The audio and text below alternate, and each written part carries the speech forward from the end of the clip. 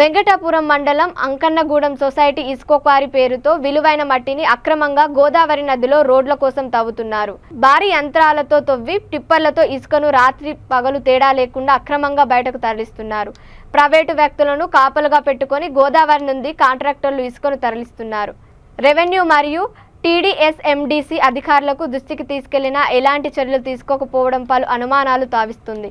కాంట్రాక్టర్లు చేస్తున్న అక్రమాలను కవరేజ్ కోసం వెళ్తున్న విలేకరులపై దౌర్జన్యాలు చేస్తున్నారు. అక్రమాలకు సహాయపడుతున్న రెవెన్యూ, టీడీఎస్ఎండీసీ, మైనింగ్ అధికారులపైన అక్రమంగా ఇసుక రవాణా చేస్తున్న వారిపైన చట్టపరమైన చర్యలు తీసుకోవాలని ప్రజలు కోరుతున్నారు.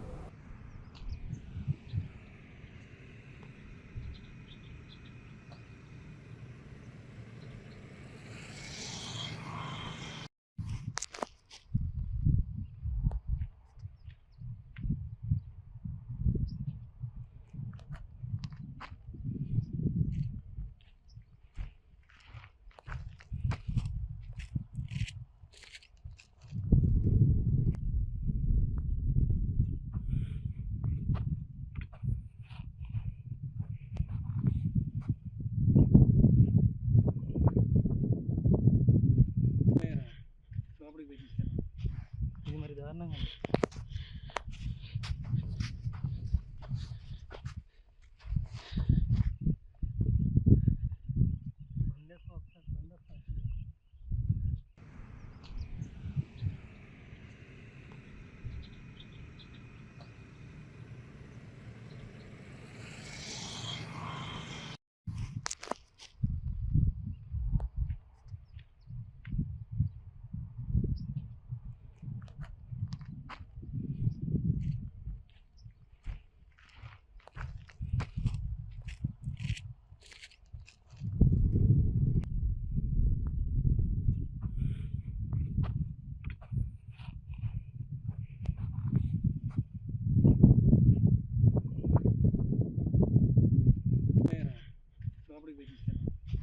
ఇది మరి దారుణంగా